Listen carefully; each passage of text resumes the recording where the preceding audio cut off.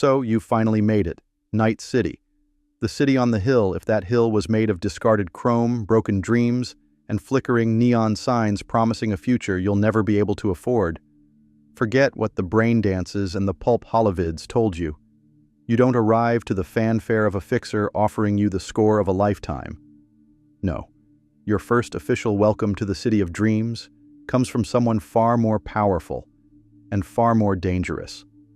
A smiling, entry-level credit agent from Arasaka. Your dream of becoming a legend? It starts with a credit check. Before you can even think about landing a gig, you need to exist. And in Night City, existing is a feature, not a right. You can't just be a person. You have to be a person with the right firmware. To get a job, you need a social insurance number. To get one of those, you need a certified ID chip embedded in your wrist. To apply for that job online, you need a basic neural port. To even see the job listings on the public terminals without getting a migraine, you need a set of rudimentary optical implants. You see where this is going? It's the ultimate catch-22, designed to perfection. You can't get a job without the chrome, and you can't get the chrome without a job.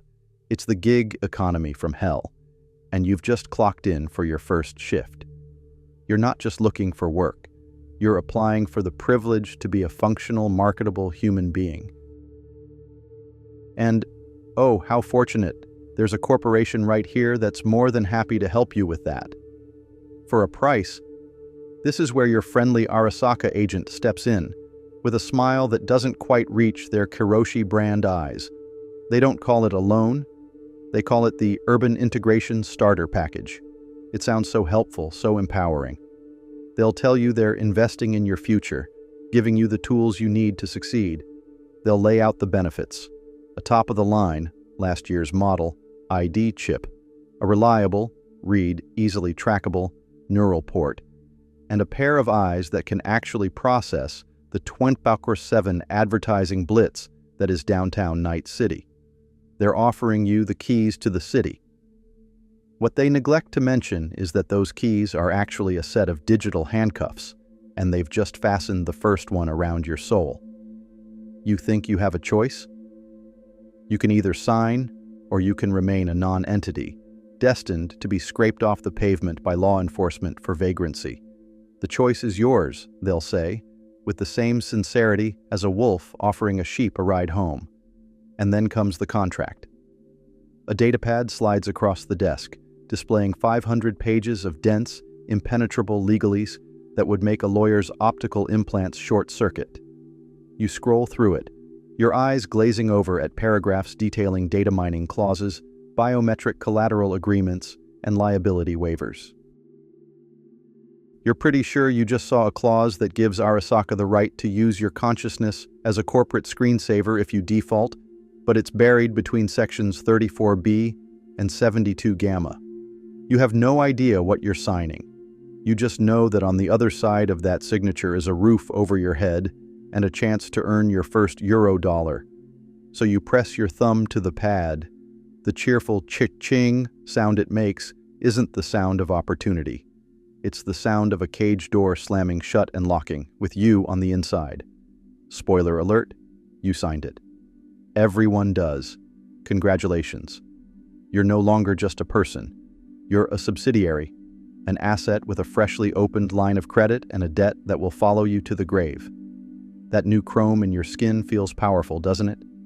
That Kiroshi optical implant makes the neon jungle look so crisp and clear. You feel like you've finally bought into the dream, but you haven't bought anything. You've only borrowed. And if you think the interest rates on your soul were steep, just wait until you find out about the fine print that governs the very hardware bolted to your bones. After all, what good is a cool chrome hand if the corporation that owns it decides you're late on a payment? So, you walked out of that Arasaka credit office feeling like a new person. That dull ache behind your eye sockets is the sweet sting of progress. The slight twitch in your new cybernetic hand? Just the system calibrating.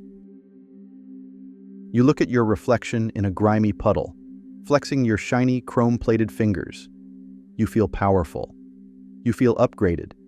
You feel like you finally have an edge in this concrete jungle. Let me shatter that little fantasy for you right now. You are not an upgraded human. You are a walking, talking showcase of leased equipment. Your body is no longer a temple. It's a rental car. And you've just signed the most predatory lease agreement in human history. Let's start with those fancy Kiroshi optics you're so proud of, the ones that let you see the world in stunning 4K with a built-in ad blocker and a zoom function. You think you own those eyes? That's adorable. You don't own them any more than you own the content on a streaming service. You are on the Kiroshi Optics Premium Plus monthly subscription plan. The first payment was graciously rolled into your initial loan, but the next one is due on the first of the month. Every month. Forever. Miss a payment? Don't worry, they won't send a brutish repo man to physically repossess your eyeballs. That's so inefficient. Instead, you'll wake up one morning to a polite notification directly in your field of vision. Your subscription has expired. Your service has been downgraded to Kiroshi Basic. Suddenly, your 4K world dissolves into a blurry, pixelated mess that looks like a pirated video from the early 2000s. The ad blocker is gone, replaced by non-skippable, full-screen pop-ups for Nikola brand synthetic soda. The zoom function now only zooms into your own reflection, reminding you of the fool who thought he could outsmart a megacorp. Welcome to the world of 204p vision, Choom. Hope you don't need to read any fine print or, spot an incoming truck. But the real fun begins with the more substantial hardware. That powerful Militech cyberarm you got, the one that can supposedly punch through a concrete wall. It looks cool, but it's broadcasting a constant encrypted signal back to Militech's financing division. It's not just a tool, it's a secured asset. Every Eurodollar you owe on it is tracked in real time. And when your bank account inevitably runs dry after paying your rent and your subscription, you'll get another friendly notification, this time a bit more direct. Payment overdue. Please remit immediately to avoid service interruption. You laugh it off. What are they going to do? Your arm is a part of you now, wired directly into your nervous system. And then, as you're reaching for a can of synth beans at the vending machine, it happens. Nothing. Your arm just stops. It goes limp, hanging by your side like a useless, chromed mannequin limb. The motors are locked. The myomer bundles are unresponsive. It's been remotely deactivated. Congratulations, your arm has been bricked. It's now just 100 pounds of dead weight and shattered pride, a constant physical reminder of your poor financial planning. And don't even think about getting clever. Don't think you can take your bricked hardware to some back alley ripperdoc to get it jailbroken. Tucked away in that 500-page contract you so eagerly signed was Section 244, subparagraph C. Unauthorized tampering with or modification of leased cyberware constitutes a direct breach of contract and will result in the immediate and permanent deactivation of the neural interface. They won't just disable the arm.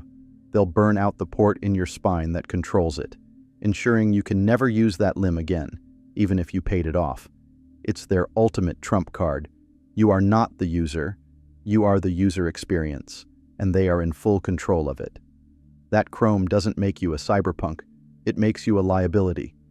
It's a physical manifestation of your debt, a constant source of anxiety.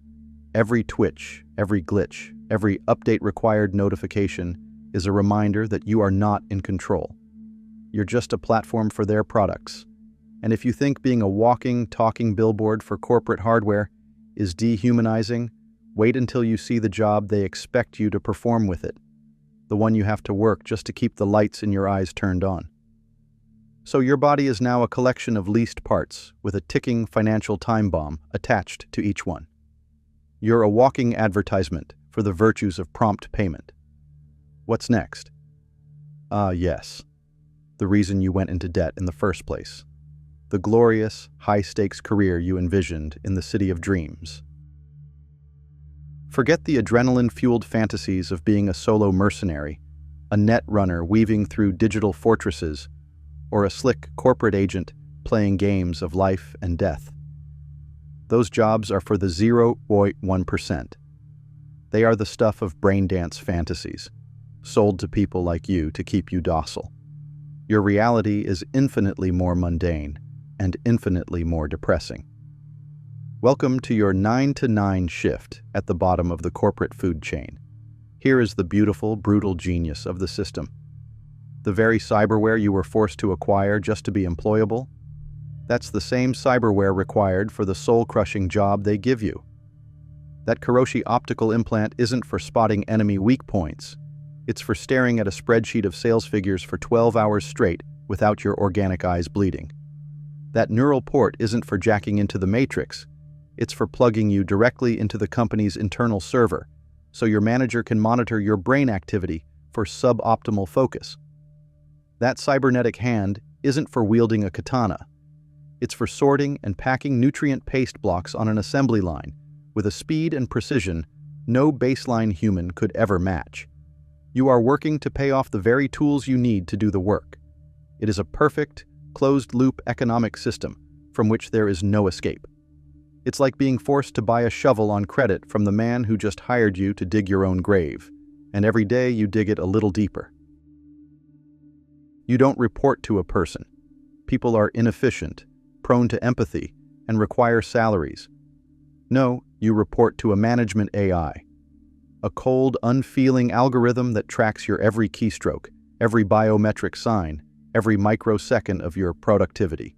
Did you take 32 seconds for your designated 30-second bathroom break? It's noted. Your heart rate increased, suggesting stress and a potential drop in efficiency. It's flagged. Your focus wavered for a split second as you stared out the window at the distant, glittering towers you'll never set foot in. A demerit is instantly added to your quarterly performance review. There's no one to reason with, no one to beg for a second chance. There is only the data. At the end of the week, a portion of your paycheck is automatically deducted for efficiency deficits. You're not just an employee, you're a machine, and you're being fined for not being a perfect one. And then comes payday, that glorious, fleeting moment of hope. You see the number flash on your bank account notification. For a split second, you feel a sense of relief. And then, the deductions begin. Bleep. Automatic rent payment for your shoebox apartment. Bleep. Monthly subscription fee for your Kiroshi eyes. Bleep. Installment payment for your Militech arm. Bleep.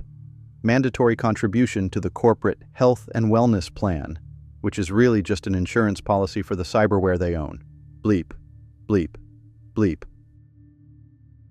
Within seconds, that hopeful number dwindles down to almost nothing. What's left is just enough to buy a few synth scram protein bars and maybe a can of that Nicola soda that's been advertised in your face all week. You are given just enough to survive because a dead asset can't generate revenue. You're not earning a living, you're being sustained. You are a cog in a machine, given just enough oil to keep turning without melting down. This isn't a career. It's a life sentence of indentured servitude. You sold your future for a handful of chrome, only to spend the rest of your life on a hamster wheel, running desperately just to keep it from being repossessed. And if you think the place you work is a prison, just wait until you see the luxury cell they let you call home. You've survived another grueling 12-hour shift. Your nervous system is fried from being plugged into the corporate mainframe, and your leased cyber optics are aching from staring at efficiency reports. All you want is to go home, shut the world out, and enjoy a moment of peace. You dream of a stylish apartment high in a mega building, a sanctuary with a panoramic view of the neon-drenched city. Snap out of it. That's the real estate ad they beam into your brain while you're trying to sleep. Your reality is a place that makes a prison cell look like a spacious luxury suite. Welcome home to your apartment, or more accurately, your coffin with a kitchenette. You live in a mega building. A monstrous, self-contained arcology that houses tens of thousands of souls stacked on top of each other like shipping containers. It's less of a community and more of a human filing cabinet. The hallways smell of stale synth caffeine, ozone, and quiet desperation. The elevators are perpetually out of service, forcing you to climb 20 flights of stairs after a long day. A cruel joke played on those who haven't yet upgraded their legs to a premium model. Every surface is covered in grime and flickering, targeted advertisements that know you're behind on your karoshi payments. This isn't a building, it's a vertical slum with delusions of grandeur. And then you get to your door. Unit 1734C. You swipe your hand, and the door slides open to reveal your personal paradise, a room so small you can touch both walls if you stretch your arms out. There's a mattress that folds out of the wall, a food dispenser that only stocks 3 types of nutrient paste, all beige, and a toilet that's also your shower. This isn't a living space, it's a human storage pod, efficiently designed to keep one biological unit alive with minimal overhead. The rent, which is more than half of what's left of your paycheck after the hardware deductions, is siphoned directly from your account the second you get paid. You don't own this space. You don't even rent it in the traditional sense. You're subscribing to a shelter service, and the terms of service are a nightmare. You think this tiny box is your private sanctuary? Think again. Everything in it is smart, and smart is just a corporate euphemism for spying on you. Your smart bed monitors your sleep patterns, and that data is sold to beverage companies who then target you with ads for high-caffeine drinks. Your smart toilet analyzes your output and sells the wellness data to insurance providers. Your smart fridge, the one that dispenses the nutrient paste, tracks your consumption and helpfully suggests you sign up for a premium gourmet paste subscription for only 30 more Euro-dollars a month. There are no secrets here. Your landlord, which is a faceless subsidiary of the corporation you work for, knows everything. They know when you sleep, what you eat, how many times you cry yourself to sleep. Your entire existence within these 4 walls is just another data stream to be packaged and sold to the highest bidder. Privacy isn't a right, it's a luxury add-on, a premium feature that costs more than your entire monthly salary. You are as exposed in your own home as you are on the factory floor. So you collapse onto your fold-out mattress, the blue light of a buy now ad flickering on the ceiling. You are trapped at work to pay for the chrome, trapped by the chrome to do the work, and trapped in this box to recover just enough to do it all again tomorrow. It's a claustrophobic, suffocating cycle. But hey, at least you have your own thoughts, right? A final refuge of freedom inside your own mind. Surely they can't touch you there, right? Well, about that. If you think they're only monetizing your apartment, wait until you discover what they're doing with your leisure time. You've somehow managed to scrape together a few hours of what the corporate wellness pamphlets generously call personal time. It's that tiny gap between collapsing from your shift and passing out in your coffin apartment. This is your moment, right? Your chance to explore the vibrant, chaotic wonderland of Night City, to express yourself, connect with people, and experience the freedom you came here for. That's what you tell yourself anyway. The reality is that your free time has already been scheduled, packaged, and sold back to you. Your leisure is not an escape from the system. It's just another one of its products. You don't have hobbies. You have managed consumption experiences. What's the most popular pastime in Night City? Brain dance, the ultimate escapism. For a few Euro-dollars, you can slot a shard and become anyone you want. A rock star playing to a sold-out stadium, a solo mercenary on a rooftop shootout, a high society socialite at a glittering gala. It feels so real. The emotions, the sensations, the adrenaline. It's the perfect way to forget that you're a debt-ridden wage slave living in a closet. And that's precisely the point. Braindance isn't entertainment, it's a pacification tool. It's a pressure release valve for a miserable population. Why start a revolution when you can just experience one from the comfort of your chair for 9.99 eddies? The corporations that sell you these experiences are the same ones grinding you into dust from 9 to 9. They sell you the disease and the cure. While you're lost in a fantasy of being a hero, they are mining your neural reactions to the experience, gathering data, to create even more addictive, more tailored, more effective brain dances to keep you hooked and docile. You're not just watching an experience, you are the product's final quality assurance test. So you decide to skip the brain dance and get out there. Maybe meet some people at a bar. You walk in, and the first thing you see isn't a friendly face. It's a wall of screens. Ads are being beamed directly into your Kiroshi optics, tailored to your known purchasing habits and psychological profile. The drink menu on the bar's surface flickers, highlighting the one brand of synth ale that your corporate data profile suggests you're most susceptible to. The music has been selected by an algorithm to maximize customer retention for your specific demographic. And the people? They're all just as trapped as you are. The conversations aren't about changing the world, they're about the latest brain dance release, the newest cyberware upgrade they can't afford, or complaining about their jobs before they go back to do it all again. It's not a community, it's a support group for the chronically indebted. The connections are as shallow as a puddle of acid rain. Every interaction is transactional, every relationship weighed against its potential cost or benefit. Trust? In Night City, trust is just a vulnerability waiting to be exploited. Even your thoughts are not your own. You turn on the news, and what you see is a carefully curated feed, filtered through your corporate-owned neural port. You see stories that reinforce the status quo, celebrate corporate heroes, and demonize anyone who steps out of line. Dissenters aren't freedom fighters, they're cyber terrorists. Corporate takeovers aren't hostile, they're strategic reorganizations. The very language you use to form an opinion is corporate approved. Your outrage is directed, your sympathies are manufactured. You think you're forming your own worldview, but you're just subscribing to a pre-approved ideological package.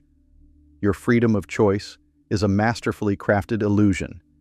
You can choose which brain dance to numb your mind with. You can choose which corporate-approved beverage to drown your sorrows in. You can choose which pre-chewed opinion to have about the world. It's the choice between the blue pill and the slightly different shade of blue pill. So your free time is over. You're no less a prisoner than you were at work. You're just in a different, more colorful section of the prison. You've been placated, monetized, and manipulated. But this treadmill can't last forever. Your organic parts are aging. The chrome is getting outdated. And if you think the system is cruel to you now, when you're a productive asset, just wait until you see their retirement plan for when you're no longer profitable. You've been in the game for a few years now.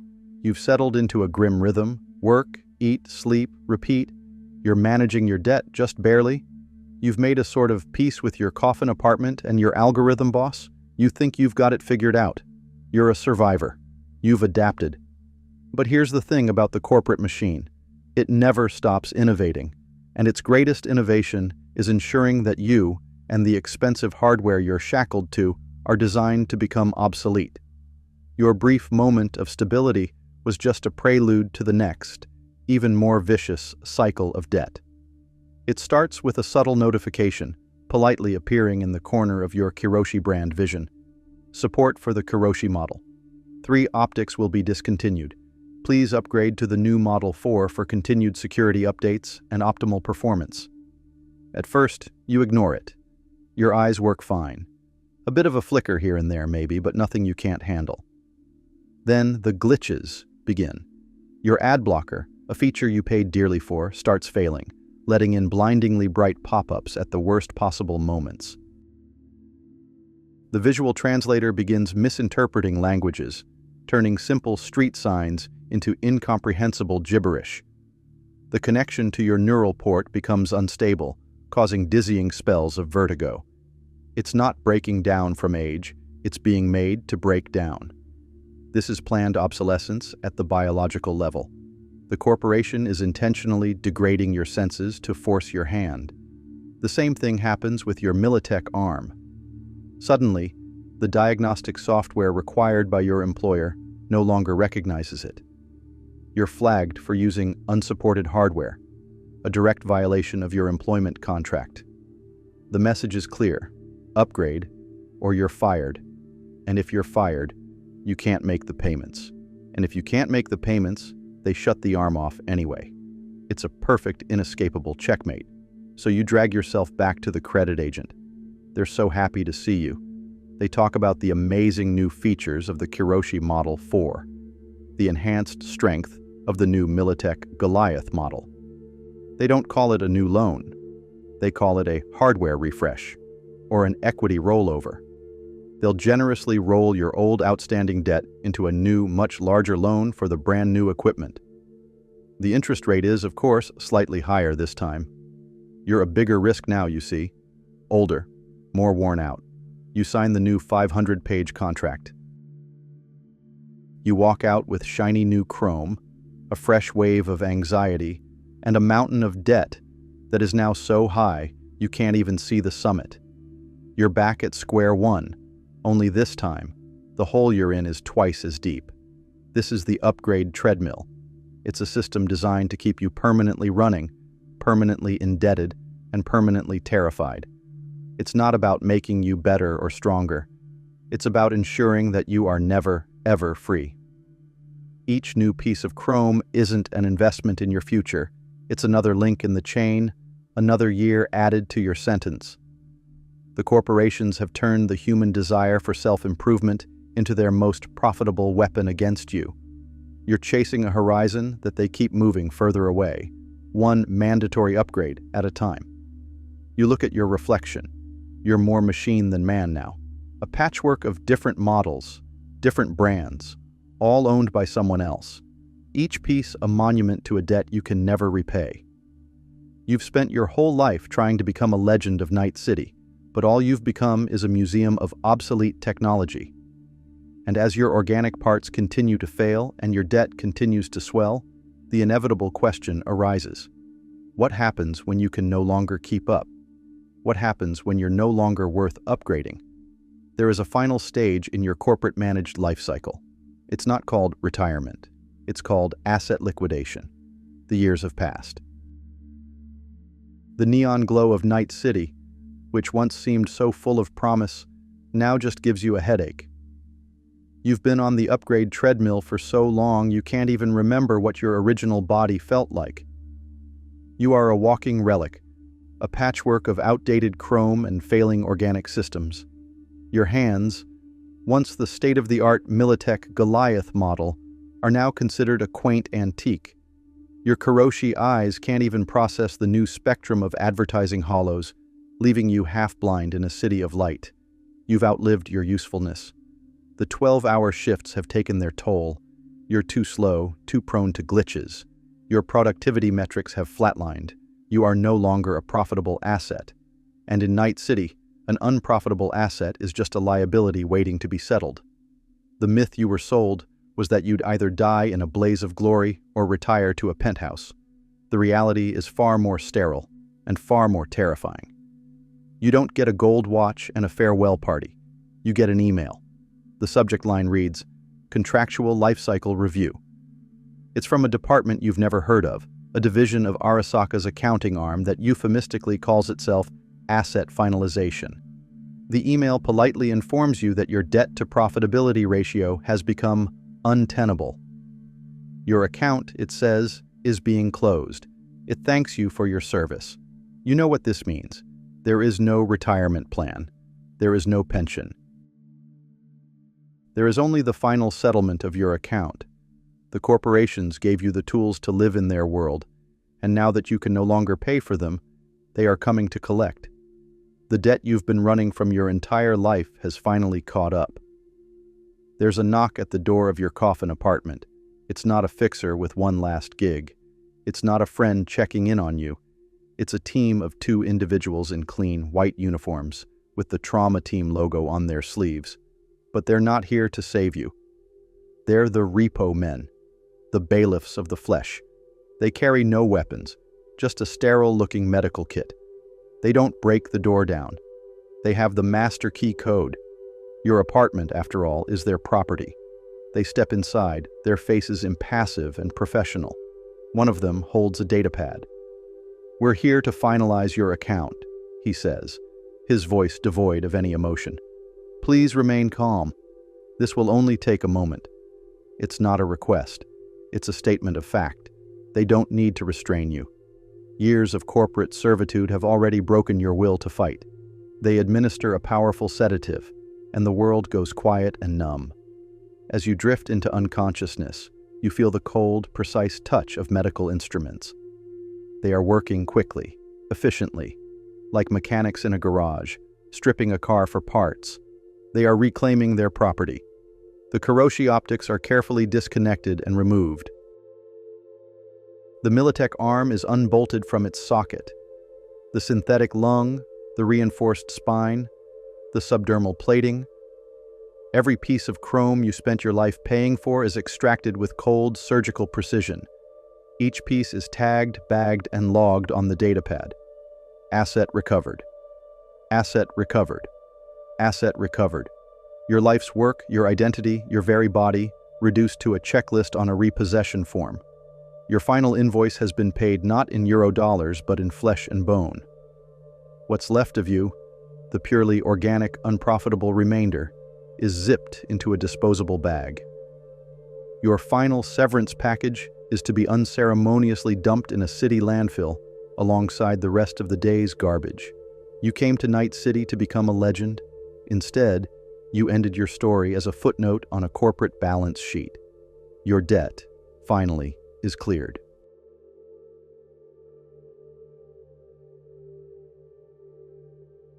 A tragedy does not begin at the moment of its violent climax. It begins far earlier, in the quiet promises whispered to a desperate population. The phenomenon known as cyberpsychosis in the streets of Night City is not a sudden madness. It is not a glitch in the system. It is the system working to its intended catastrophic conclusion. Its origins are not found in the minds of broken individuals, but in the very foundation of the city itself.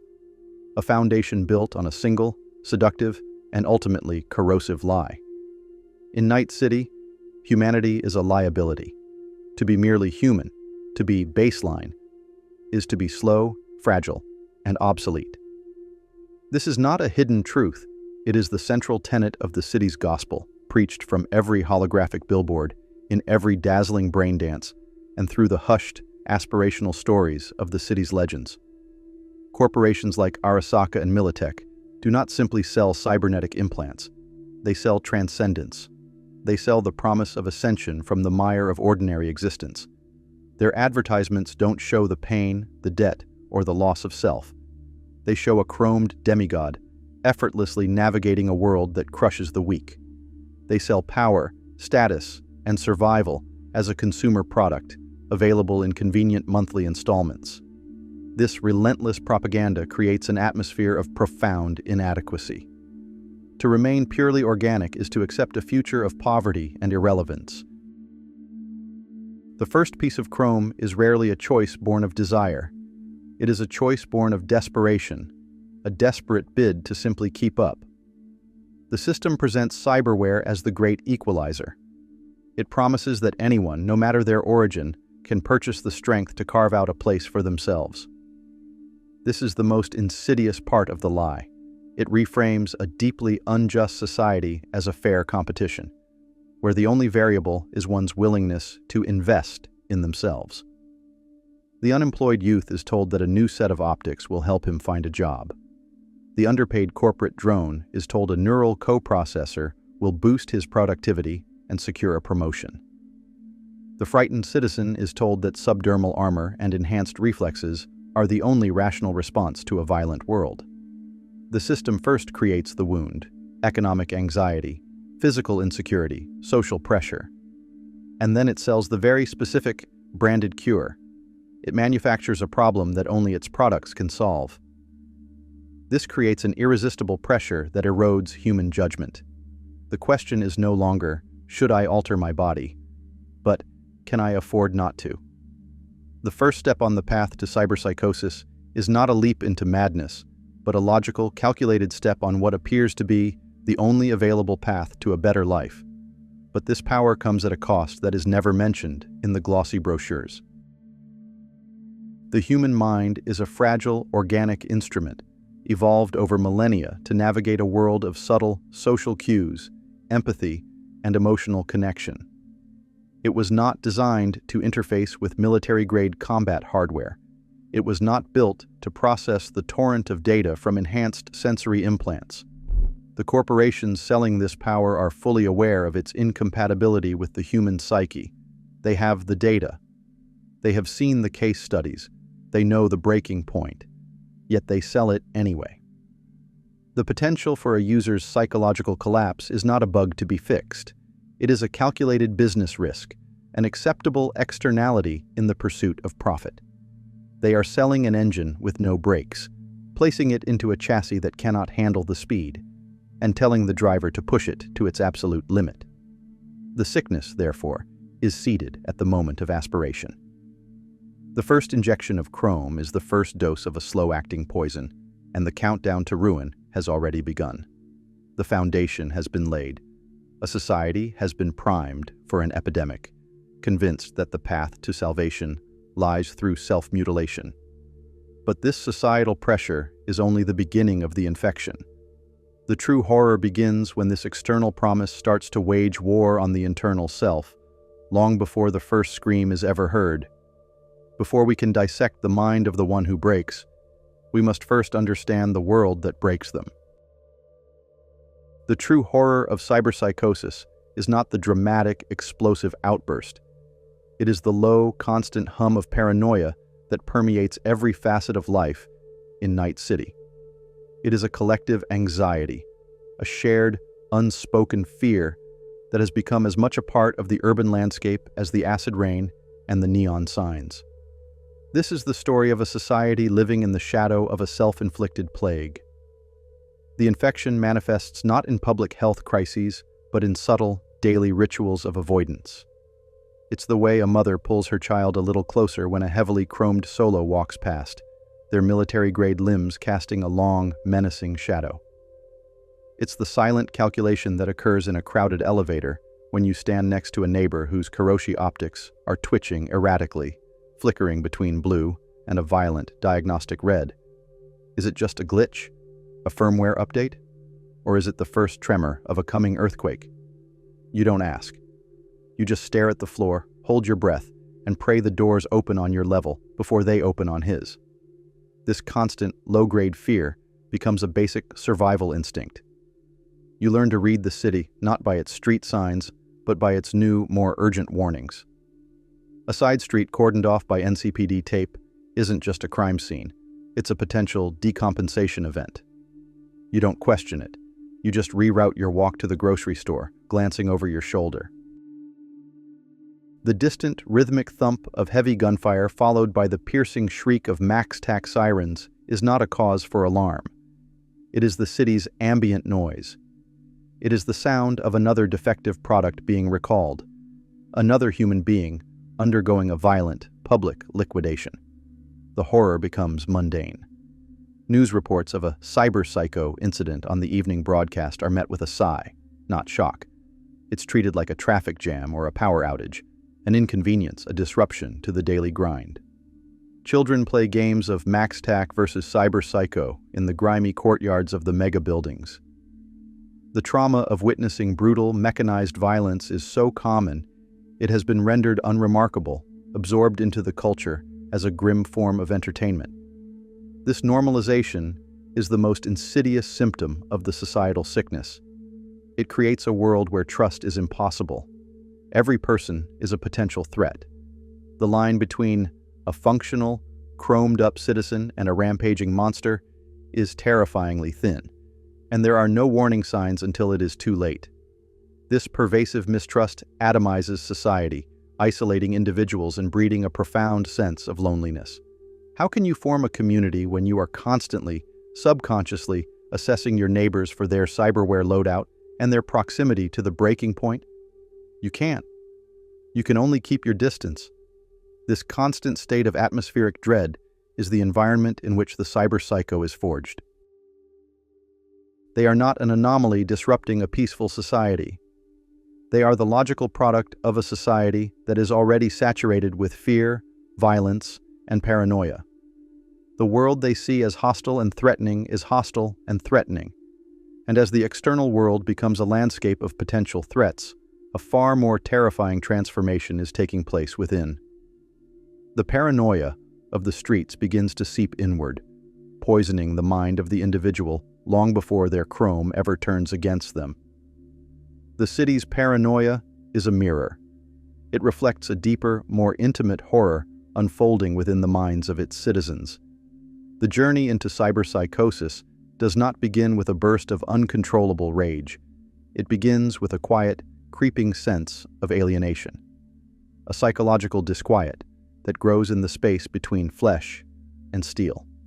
This is the clinical progression of a mind beginning to lose the war against the machine it has invited into itself. It starts with a subtle loss of sensation, both physical and emotional. The first time a person with a new cybernetic arm reaches for a glass, their movements are precise, powerful, but something is missing.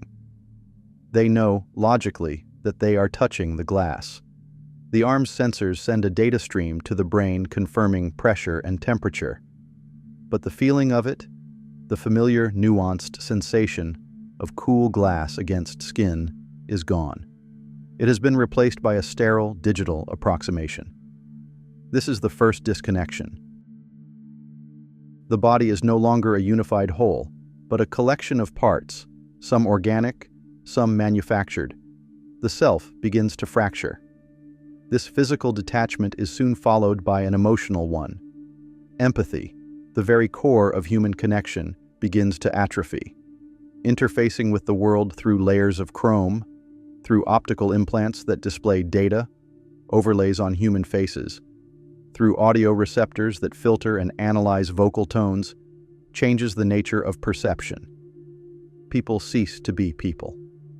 They become collections of data points, threat levels, social statuses, potential assets or obstacles. A crying child is no longer a source of compassion, but an auditory annoyance to be filtered out. A friendly conversation is no longer a moment of connection, but a series of social protocols to be executed.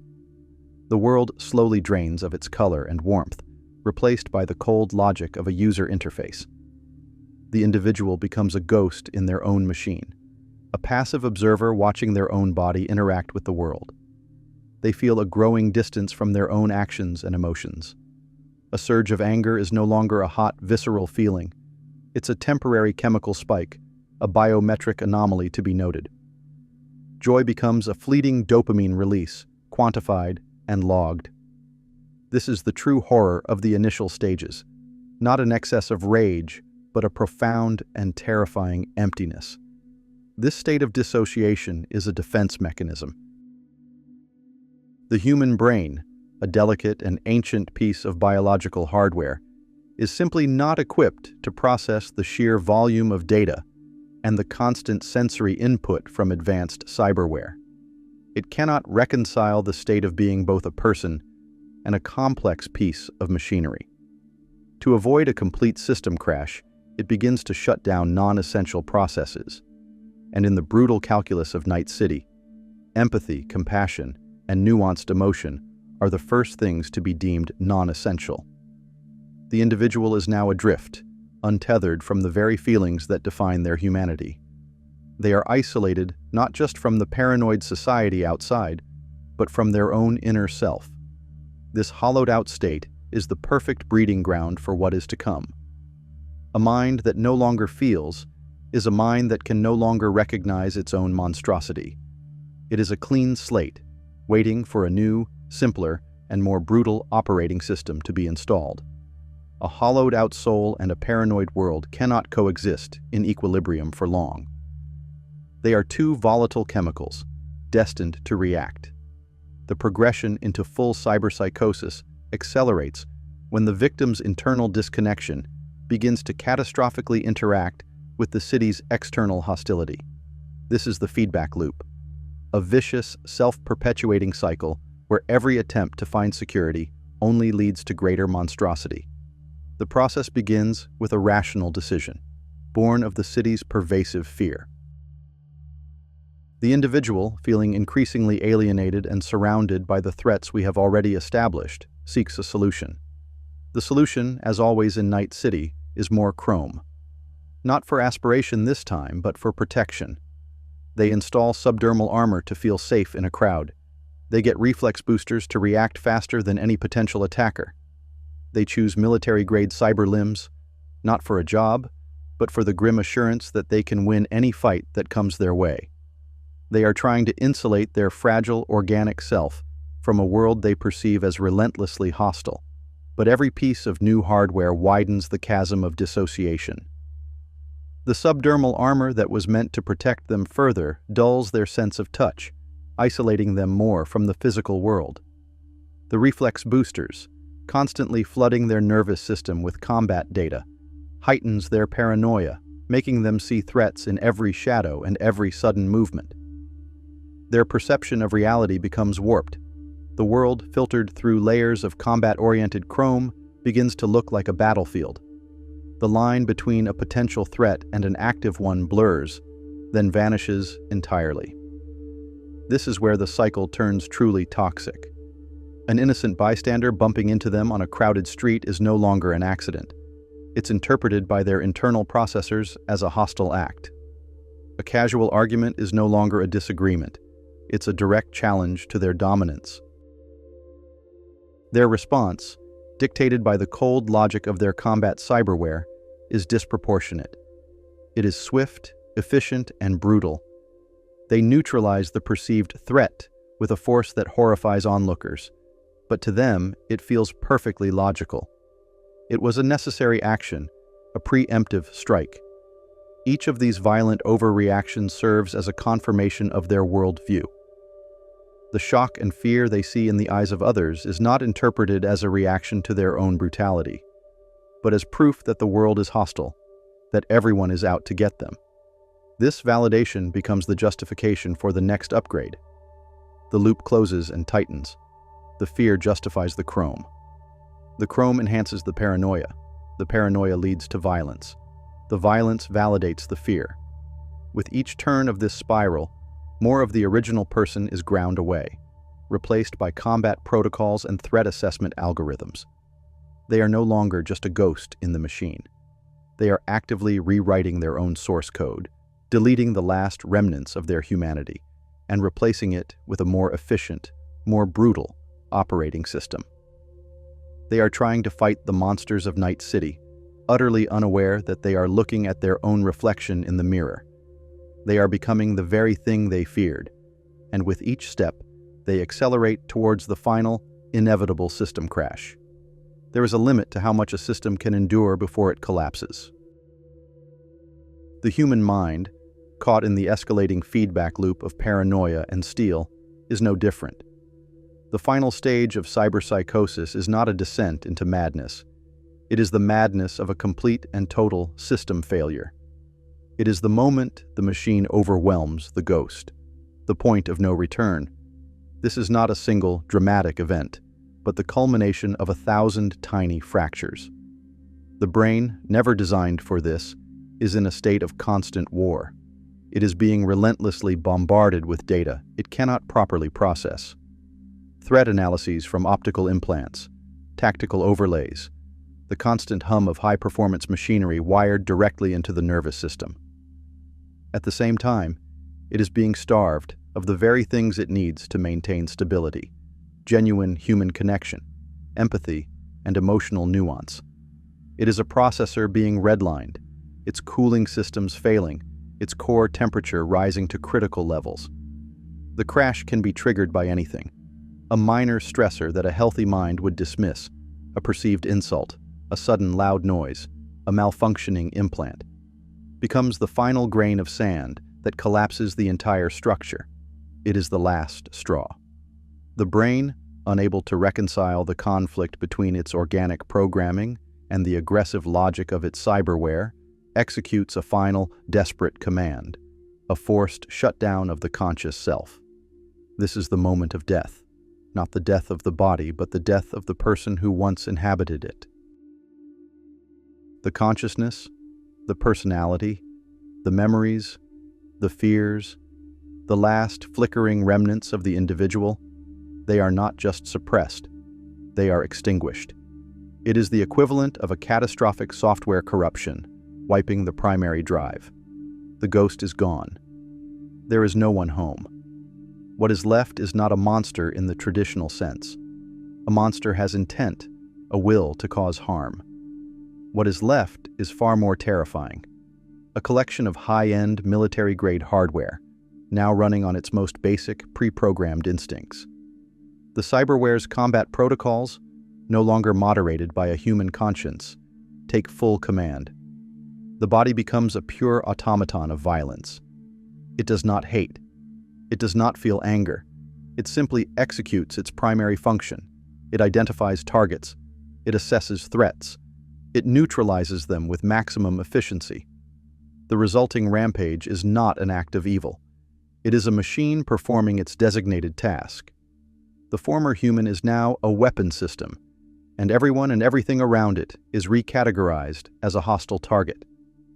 The violence is impersonal, reflexive, and absolute. It is a human error in the most literal sense, the error of believing that the human spirit could ever truly control the machine it had caged within its own flesh. The tragedy is not that a person has become a monster. The tragedy is that the person is already gone, and their body has been hijacked to become the instrument of a nightmare they can no longer even witness. The crash is complete. A human being has been erased, and in their place stands a walking weapon system, executing its violent programming on the streets of Night City. The system has produced its inevitable tragic failure.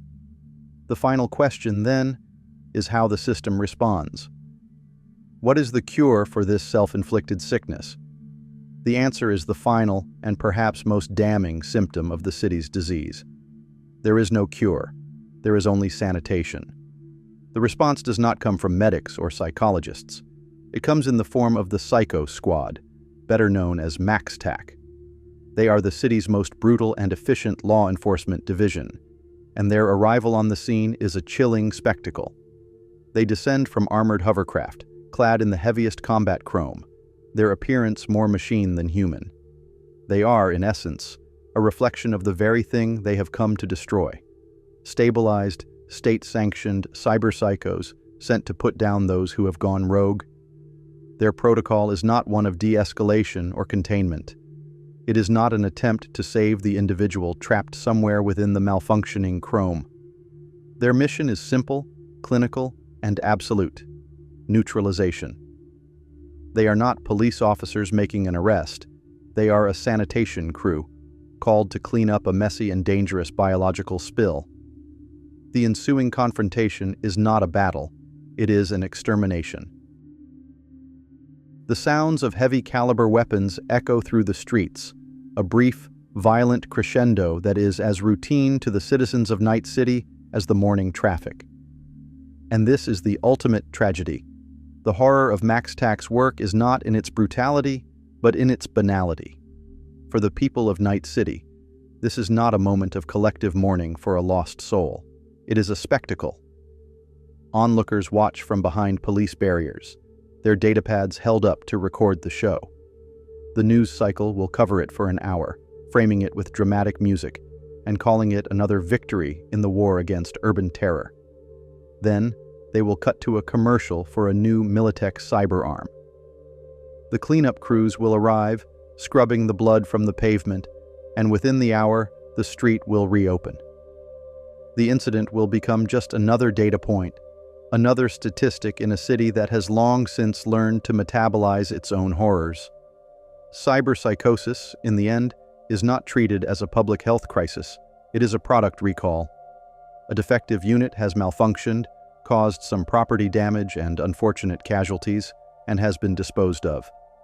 The system that created the conditions for the breakdown in the first place, the relentless corporate propaganda, the economic desperation, the culture of fear, remains untouched, unquestioned. It has successfully externalized the cost of its own dangerous products onto the consumer, and has created a state-sanctioned cleanup crew to handle the inevitable, messy results. The story of cyberpsychosis is not the story of individuals who chose to become monsters. It is the story of a society that mass-produces them, and then congratulates itself for its efficiency in disposing of the evidence. It is a closed loop of manufactured aspiration, predictable failure, and brutal sanitation. And as the MaxTac transport flies off into the neon-drenched sky, the cycle is already beginning again for countless others on the streets below.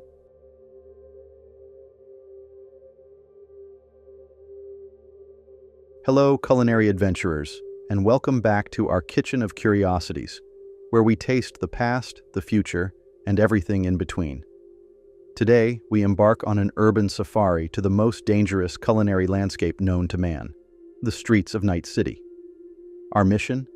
To sample the street food that fuels this neon-drenched metropolis. And you cannot begin a tour of Night City's cuisine without starting at the very bottom of the food chain, the foundation, the culinary bedrock upon which all other despair is built. We're talking, of course, about kibble. What is kibble? That is the question, isn't it? It arrives in front of you as a neat, uniform brick of something. Its color is a non-committal beige, a shade that suggests it has given up on ever being anything more. It is the alpha and omega of Night City nutrition, the first food a struggling corpo slave buys, and the last meal a down-on-his-luck merc eats. It is, in essence, the city's edible building block. Our gastronomic forensics suggest the ingredients are a closely guarded corporate secret, but whispers on the street point to a slurry of the cheapest organic matter available. We're talking processed algae cultivated in city sewers, nutrient-rich yeast grown in giant, humming vats, and a healthy dose of synthetic protein powder to meet minimum nutritional requirements. The most disturbing rumor? The primary ingredient in today's kibble is yesterday's unsold, reprocessed kibble. It is a perfect, self-sustaining loop of culinary nihilism. It's not cooked, it's extruded. It's not food, it's a substrate. Now, for the tasting. The first bite of unadorned kibble is an experience that defies traditional food criticism. The texture is a remarkable paradox, simultaneously gritty and pasty, with the structural integrity of wet sawdust. It doesn't melt in your mouth. It simply dissolves into a neutral-tasting paste, a sort of culinary white noise. The flavor? There is none.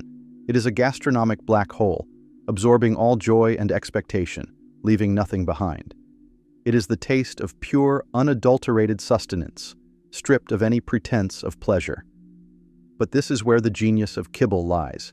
It is a blank canvas. The street vendor, with a flourish, will ask you which flavor you want. This choice is the greatest illusion in Night City. Spicy kimchi is a squirt of red, vaguely spicy chemical sauce. Rich beef stew is a dollop of brown, vaguely savory chemical sludge.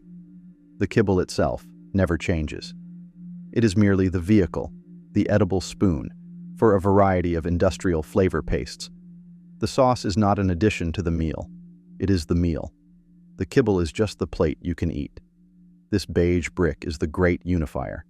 It's what you eat when your bank account is as empty as your soul. It's what you grab from a vending machine at 3 a.m. because it's the only thing that won't judge you. It is the taste of compromise, the flavor of good enough. It is the honest, unpretentious foundation of this entire ecosystem. And as humbling an experience as it is to consume this brick of pure survival, it does make one wonder. What happens when the street chefs of Night City get ambitious?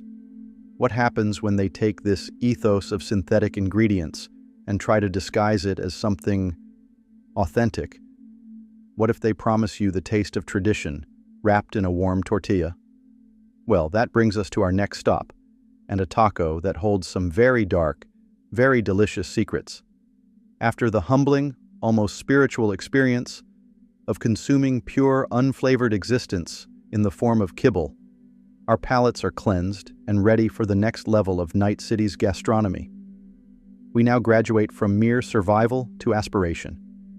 We're seeking out something that pretends to be real food, a dish that whispers sweet nothings of tradition and authenticity into our ear. And for that, there is no better destination than a bustling street taco stand, the sizzling sounds and spicy smells, promising a taste of a bygone era. Behold, the synth carne taco. It looks the part, doesn't it? A warm, slightly charred tortilla, a sprinkle of what appears to be cilantro, a dash of salsa that glows with a faint, possibly radioactive charm. And nestled within, a generous helping of synth asada, glistening under the flickering neon lights. The vendor hands it to you with a knowing wink, as if sharing a secret family recipe. It's a masterpiece of culinary illusion, a testament to Night City's ability to sell you a memory, even if that memory was synthesized in a lab this morning. Let's dive into the heart of the matter, the meat. What precisely is synth carne? The official corporate line is that it's a soy-based protein matrix, texturized and flavored for a premium consumer experience. That, of course, tells us absolutely nothing. This is where our gastronomic investigation truly begins. The first bite is a journey. The texture is surprisingly convincing. It's chewy, fibrous, with a satisfying resistance that almost mimics slow-cooked beef. Almost. But there's an underlying uniformity to it, a lack of the natural imperfections you'd find in real muscle tissue. It's just a little too perfect, a little too smooth. The flavor is an explosion of spices: cumin, chili, garlic powder, a chemical shock and awe campaign designed to overwhelm your taste buds and distract them from asking too many questions. And it works. For a moment, you are transported. You can almost believe you're eating a genuine street taco. But then, as the initial blast of artificial seasoning fades, a strange aftertaste emerges, a faint, almost industrial note, a hint of the factory it was born in. Some connoisseurs describe it as vaguely metallic, while others call it the taste of ozone. It's the signature of food that has never seen a farm, a field, or a living animal. And now for the most tantalizing question: what is the protein matrix really made of? While soy is the official story, the streets have other theories. The more optimistic gourmands suggest it's a clever blend of mushroom mycelium and textured vegetable protein. The more cynical, and perhaps more realistic, patrons have a different idea. They whisper that synth carne is simply the next evolutionary stage of kibble, the same base algae and yeast slurry, but this time run through an expensive texturizing machine and blasted with a more sophisticated flavor profile. It's kibble with a college education and a fancy hat. This taco represents the very soul of Night City's food scene. It's a testament to humanity's undying craving for the familiar, and the corporation's genius for selling a convincing, lab-grown facsimile. It's not just a meal. It's a performance. It's comfort food for a world that has forgotten what real comfort tastes like. But as our minds ponder the mysteries of this delicious deception, we can't help but notice another item on the menu. Something far more honest and far less disguised. A snack that doesn't pretend to be beef, because it's too busy being, well, a bug. And that, my friends, is a crunch we simply have to experience. Having sampled the heights of culinary deception with the synth carne taco, it's time to cleanse our palates with a dose of brutal honesty. Our next dish wears no disguises. It does not pretend to be something it's not. It is a bold, unapologetic statement about the future of food in a world where traditional livestock are the stuff of legend. Ladies and gentlemen, prepare your senses for Night City's premier protein snack, the crunchy, the savory, the six-legged wonder known as roasted scop. You'll find them at street carts all over the city, sizzling away on a hot griddle, their little legs and antennae curling in the heat. The vendor, a true culinary visionary, skewers 3 or 4 of these critters onto a wooden stick, gives them a final toss in some mysterious spice blend, and hands them over with a grin. What is a scop? Well, the name is a catch-all term for any large, edible insect the vendor could get their hands on that day. It could be a cricket, a beetle, a locust, or something that crawled out of the sub-basement of a mega building and has yet to be formally classified by science. Part of the fun is the surprise. Holding the skewer is an experience in itself. You can see every detail: the segmented body, the delicate, crispy wings, the unnervingly numerous legs. It's a dish that looks back at you.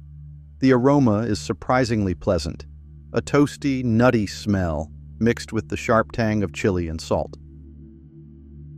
It's the smell of something primal, a food source as old as humanity itself, now resurrected out of dystopian necessity. Now, for the moment of truth, the first bite.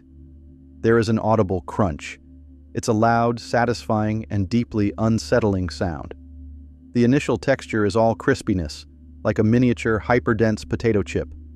But then, as you chew, a different consistency emerges. There's a soft, slightly gooey interior, which our more squeamish viewers might find challenging. This is the meat of the insect, and its flavor is a revelation. It's earthy, nutty, and surprisingly rich, with a flavor profile somewhere between a roasted sunflower seed and a piece of fried shrimp. The spice blend adds a fiery kick, cutting through the richness and leaving a pleasant warmth on the tongue. This is the ultimate eco-friendly superfood of the dark future. In a world struggling for resources, SCOP is a model of efficiency. Insects require a fraction of the water and land needed for traditional livestock, and they are packed with protein. They are, from a purely logical standpoint, the perfect food source for a crowded, polluted metropolis. They are the taste of sensible, sustainable survival. It's a snack you can feel good about eating, right up until the moment you find a leg stuck in your teeth. The citizens of Night City eat SCOP not just out of necessity, but as a point of pride. It's a sign that you're a true urban survivor, practical and unsentimental. You're not fooled by the lab-grown nostalgia of synth carn. You are eating the future. You are consuming pure, unadulterated efficiency. It's a crunchy, six-legged badge of honor. After such a wholesome, all-natural snack, it's only right that we balance our diet with something completely, gloriously artificial. It's time to wash down our roasted critters with a beverage so fluorescent it could double as a traffic signal. Our next stop is the most reliable restaurant in town, the vending machine. After the rustic, earthy crunch of roasted SCOP, our gastronomic tour now takes a sharp turn into the heart of corporate cuisine. We are visiting the single most ubiquitous and beloved restaurant chain in all of Night City. It has more locations than any fast food joint. It's open 24/7, and its menu is a masterclass in chemical engineering. I'm talking, of course, about the humble, humming, gloriously impersonal vending machine. This is not just a place to grab a snack. It is a cultural institution. For the citizens of Night City, the vending machine is a silent confidant, a reliable friend that's always there for you at 4 a.m. after a rough gig. It doesn't judge. It only dispenses. And today, we are sampling two of its most iconic offerings, a can of the legendary Nicola soda and a bag of Burrito Boom Boom brand tortilla chips. This is the quintessential meal of a person in a hurry, which, in Night City, is everyone. First, let's address the beverage. We select a can of Nicola, and it drops into the tray with a satisfying thud. The can itself is a work of art, emblazoned with a logo that screams extreme. The moment you crack it open, there's a hiss that sounds less like carbonation and more like a miniature industrial accident. We pour it into a glass, and the liquid that emerges is a shade of electric blue that does not exist in nature. It glows with a faint, otherworldly light, as if infused with bioluminescent plankton or a mild radioactive isotope. The aroma is a sweet, synthetic symphony of unidentifiable fruit flavors. It smells like blue. The first sip is a shock to the system. It's an aggressive wave of pure, liquid sugar, followed by a sharp citric acid tang that feels like it's sandblasting your tooth enamel. It's less of a drink and more of a chemical event. The carbonation is so intense, it feels like tiny explosions are going off on your tongue. After you swallow, there's a lingering, chemical aftertaste that clings to your palate for dear life. It is, in a word, magnificent. It's the taste of pure, unadulterated energy, a beverage designed to jolt a tired merc back into action. Its secondary purpose as a drain cleaner is just a happy bonus. Now, to pair with this delightful elixir, we have our main course, a bag of burrito boom boom orps or worrisome chips. The bag crinkles open, releasing a cloud of seasoning dust so potent it could be weaponized. The burrito boom boom flavor is a triumph of food science. It's an attempt to distill the entire experience of eating a complex, multi-layered burrito into a single, crunchy chip. And somehow, they've done it. Each chip delivers a sequential blast of flavor.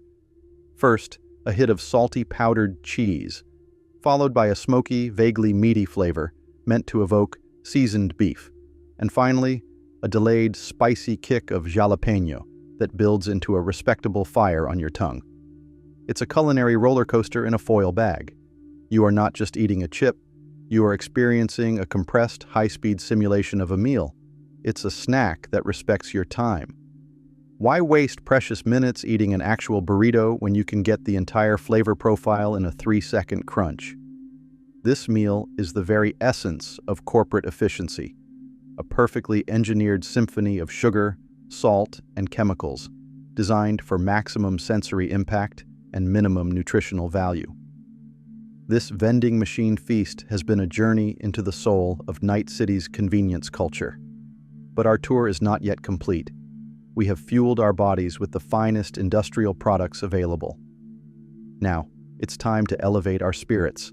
It's time to head to a place where legends are born and livers are destroyed. We're going to the afterlife for a final toast. Our incredible, and frankly hazardous, gastronomic tour of Night City is drawing to a close. We have dined on bricks of pure survival. We have been deceived by delicious synthetic meats. We have crunched on the protein of the future. And we have feasted at the altar of the vending machine. There is only one thing left to do. We must wash it all down with a drink that encapsulates the very spirit of this city, its ambition, its recklessness, its fleeting glory, and its spectacular, explosive failures. For this, we must go to the one and only afterlife and order a legend. The afterlife is not just a bar, it's a living museum. The ghosts of Night City's greatest legends haunt its darkened corners, and its menu is a tribute to them. Each cocktail is named for a merc who went out in a blaze of glory, and tonight, we are ordering the drink of the moment, a concoction that tastes like meteoric rise and catastrophic burnout. We are having a David Martinez. The bartender, Claire, gives a slight, knowing nod. She doesn't need to ask for an ID. Ordering this drink is its own proof of age and questionable judgment. We don't ask what's in it. Nobody does. To ask is to miss the point entirely. The drink arrives in a simple glass. No fancy garnish, no colorful umbrella. The liquid itself is a deceptively simple gold, but it shimmers under the dim lights with an energy that seems almost alive. A small cloud of what looks like carbonated glitter swirls within it. It smells of strong spirits, citrus, and something vaguely like ozone or burnt chrome. This is not a cocktail you sip delicately. It's a statement you make. You take a deep breath, offer a silent toast to the legends on the wall, and you take a gulp. The first sensation is not a taste, but an impact. It is an electrical jolt to the palate, a surge of high-proof alcohol that hits with the force of a Sandevistan kicking in. It is breathtakingly strong, a wave of pure fire that scorches a path down your throat and lands like a miniature sun in your stomach. Then, as the initial shock subsides, the flavors emerge from the flames. There's a sharp, almost violent splash of citrus, lime, perhaps, or something far more exotic. This is quickly followed by a strange, fizzy sweetness, the source of the swirling glitter that pops and crackles on the tongue like miniature fireworks. And beneath it all, there is a deep, complex, and unidentifiable base. It's not whiskey, it's not rum, it's not vodka. It tastes of rebellion, of youth, and of making a promise you know you can't possibly keep. It is the flavor of becoming a legend, with the bitter aftertaste of knowing what that legend will cost. To drink a David Martinez is to consume a story. It's a shot of pure, uncut Night City mythology. It's a tribute to a kid who flew too close to the sun and lit up the sky as he burned. It is the perfect, explosive, and slightly tragic final note for our culinary journey. It is a reminder that in this city, what you eat and drink is not just about survival or pleasure. It's about the story you want to tell, even if that story is a short one. And so, our tour concludes.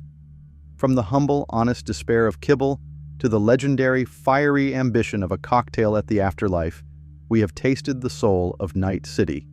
It's a flavor profile that is challenging, often questionable, but undeniably unforgettable. Just be sure to have a Ripperdoc on speed dial for the morning after. Cheers.